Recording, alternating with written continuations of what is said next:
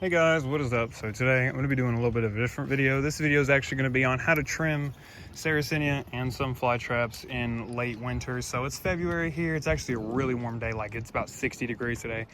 And this next coming week is going to be really warm. And I don't want my fly traps in Sarracenia coming out of dormancy because they're trapped underneath the cloth and they'll start to wake up, as some of mine have already done. So I'm going to go through and I'm going to trim some stuff down. As you can see, the B52s, big typicals, and the dentes, they've already been pruned back. But there's still some stuff like Morii, this random pot of typicals that still have all these dead traps. So the main thing with fly traps is just getting all the dead stuff off. So as you can see, like my yard's covered in dead fly traps. All you got to do is just pull them. You don't got to be super careful. You just got to be careful not to pull them out of the soil. And also triggering the traps. This one will close. There you go. It doesn't matter. As long, it'll be fine if you trigger some traps by accident. They'll be just fine. But health is better than triggering some traps. And since it's so warm, they'll regain that energy pretty quickly.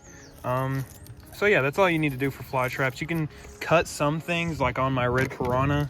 Like there's some pieces right here that need to be pruned because they, because if I were to pull those, I'd pull the whole plant out of the pot. So yeah, that's it for the fly trap part. Now for the Sarracenia part, let me find a good example. Let's say my Morii right here. It's gonna get so windy. So with my Morii, as you can see, there's a bunch of dead.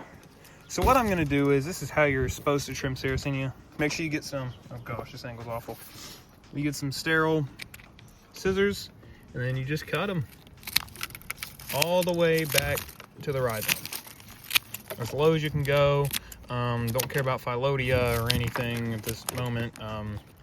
Just as long as everything's cut back, because you want to get, or make sure the new growth has as much light as possible. And so we'll cut back to this whenever it's done.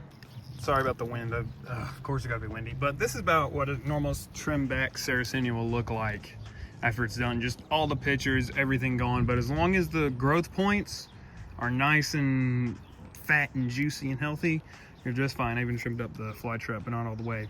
So yeah, what you want to do with these Sarracenia pictures is your choice. You can throw them, you can decorate with them, whatever you want. Just make sure the growth point is fine. But on stuff like Leucophila, where they still have phyllodia and stuff like that, I'd maybe not cut this one as back as hard. I'd maybe keep these pictures just because they're still got green on them, just so that they can photosynthesize. But other than that, that's about it for trimming Sarracenia. So actually, I forgot a part.